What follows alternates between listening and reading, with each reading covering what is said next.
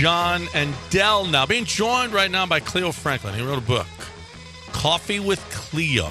He's on the board of directors for Morningside College, where he played ball, and he also has established the Franklin Leadership Foundation. Wrote Coffee with Cleo, a collection of 10 leadership lessons with personal stories of inspiration, self-reflection, teaching moments from Cleo's 32 years executive with John Deere, Case New Holland, Mahindra.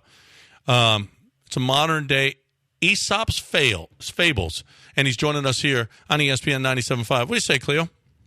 Hey, how you doing, John? Good to be here on the station, and all my best to all your listeners and fans. Man, we appreciate you being here. Now, how much of this is about leadership? How much of it is sports related? Well, it's a great question. A lot of it, let's say this, it's very well integrated across my career that transitions from my early stages into sports, and that's basketball. And of course, I'll talk about that. The other thing is I also am a senior corporate fellow, and I teach down at the University of Houston downtown, so it has academia involved in it. But the other aspect is pure leadership, where I was blessed to work with three iconic global brands, John Deere, Case New Holland, Mahindra, to lead those organizations and really affect change. And very unique. You would not find someone to work for all three, but all those things really have allowed me to gain a pretty good perspective that began in the west side of Chicago, K-Town. And by the way, greetings from Russ Bradberg and the wonderful fans from St. Lawrence back to John. Lou. That being said, all those things are a culmination of what's happening in my book. Yeah. Awesome. Yeah, I got the email from Russ. He's a great guy. So is it chronological, or is there any pattern to the stories? You got 10 different stories going on. Do they intertwine? How does it work?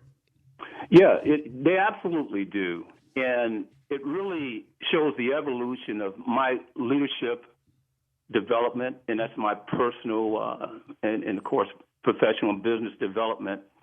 And those particular experiences that started way back when I was a basketball player on the Frost-Off team at Von Steuben High School in Chicago, and where I was basically asked to join varsity.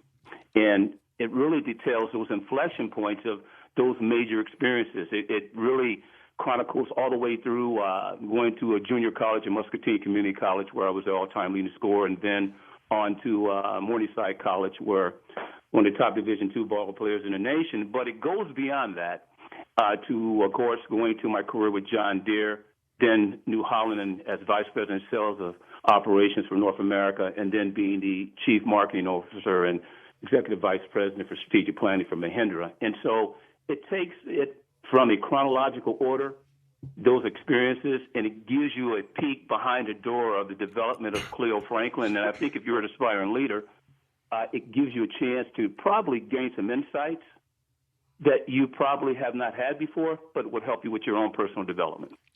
Cleo Franklin, Coffee with Cleo is what it's called. It's the book, 10 Inspirational Leadership Lessons. If I was to tell you, give one thing about leadership that you have to have, what is it? I'm going to, John, if you don't mind, I'm going to say two things. The first thing you need to have is great self-awareness. I think the best leaders are those who understand themselves. And those who understand themselves will not get into position to fool themselves because they understand their strengths and weaknesses, their tendencies. And so they're always aware of who they are, how they're perceived, and how basically the combination of that is important to them. The other thing is emotional intelligence. I think those two aspects are very important for leadership, and those traits are going to be the embodiment of, I call, authenticity, that you are never fooling yourself, you're staying true to yourself and your purpose, but you're also being consistent with what others expect from you as well. Emotional intelligence? Is that what you said? That's correct. Yeah. What exactly does that mean?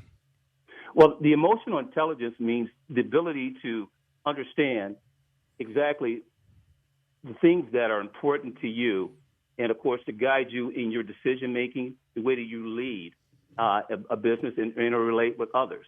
Emotional intelligence is just being aware and being able to control and to express your emotions in a way where that you can really not distract or disrupt your personal relationships with others, but it gives you an opportunity to treat people not just as one, but to know that one size doesn't fit all.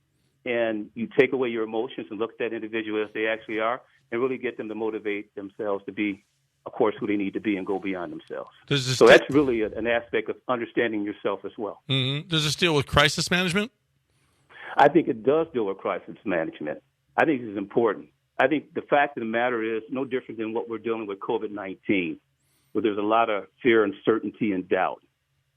That being said, those leaders that are able to think calmly, rationally, and also are very aware of the fact that, you know, they're not perfect, but to see the situation as it is and that they do not have all the answers, and able to understand that this situation goes beyond themselves, but it affects people in their lives and their families. Those people that are able to emotionally really grasp that aspect, I think it helps their ability to relate, to communicate, and to connect with people in really difficult times, whether it's crisis or whether we're in thriving times. But I think it's a very important trait, and it's one of those things that a person must recognize and understand emotions of yourself. So it's really self-management. What did you think of Michael Jordan's leadership style? You know, that's a great question. And by the way, that was during my time. I really immersed myself and watched all 10 of those particular segments.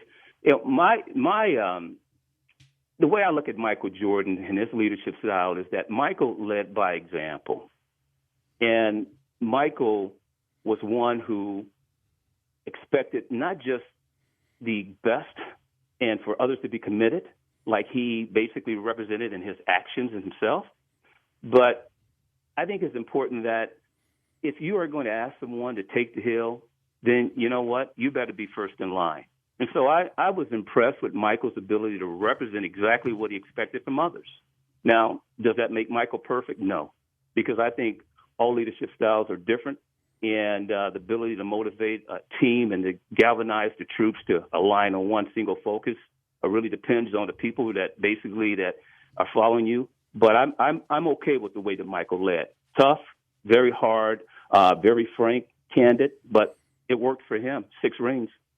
Yeah, it absolutely did. Now, you can't always motivate by fear like Mike did.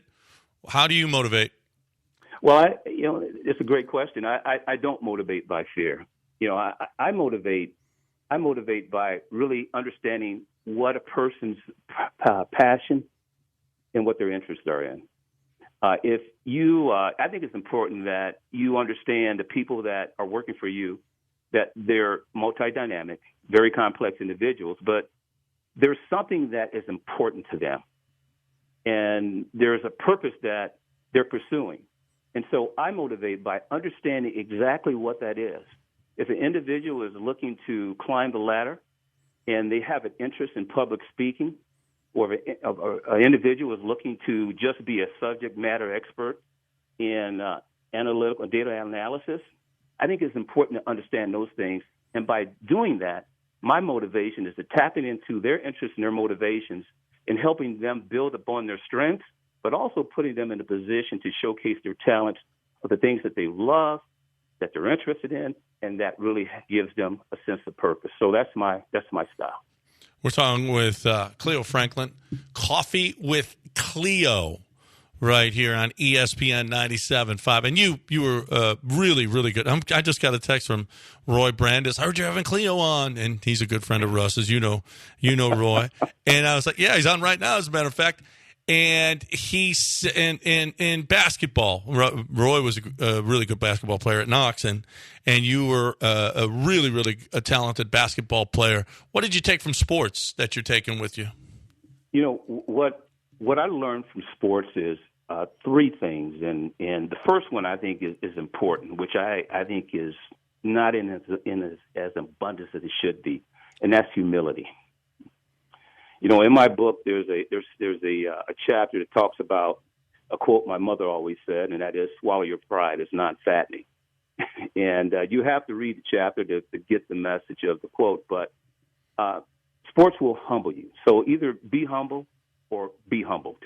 The second thing I learned from sports is really to embrace failure and use that as a seed to improve yourself, to really give you a path towards success. And the last thing that I basically have learned from sports is that, really it is a collaboration and a consensus model to really get a team to focus on one thing. And when you do that, it becomes powerful. So there's a quote that says, if you want to go fast, go alone, but if you want to go far, go together. The partnership and the collaboration of a single unit focused together as a team, because, there's more than just you. It goes beyond you. It's the team. Those are the three things that I've learned from sports, and they helped me in my career, which I feel pretty good about, and had a chance to, compete very well at a high level, not just in high school, junior college, and even in the professional realms, but those things have transitioned and helped me as a leader. How much spirituality is in it? Say that again? Spirituality. Oh, there's a lot. I would say this. I believe that there is a balance between, I think earlier when we were speaking, I spoke about the fact that we're dynamic individuals and human beings and complex. And I think there's three elements.